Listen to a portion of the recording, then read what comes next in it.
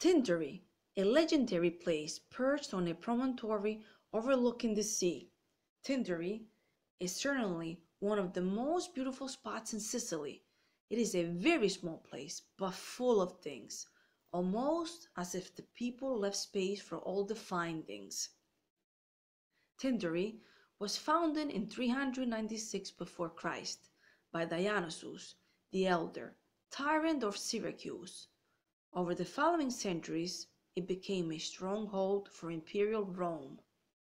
We start the visit along the road, where we find the Greek fortifications, a double curtain wall of black with square towers and the pincer gate. The town plan was characterized by a presence of a series of isolati, small block areas of about 30 meters that had three main streets, a typical chipboard pattern plan. In this section of town, one block area was found in its entirety.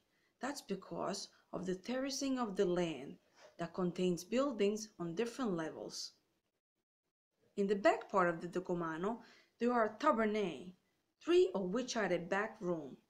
There was a domus with a peristyle of 12 columns with Doric capitals and another house with columns that have Corinthian capitals.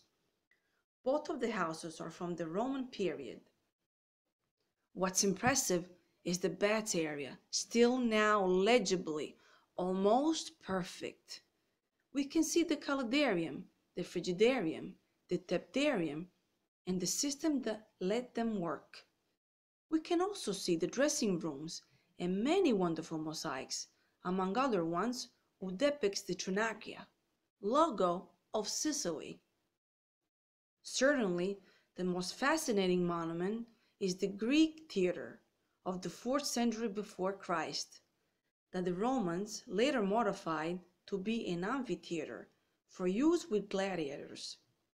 Carved in rock and overlooking the sea, it could hold up to 3,000 people. In Roman times, an arcade was added in the reconstruction of the stage, of which only the foundation and an arch remain.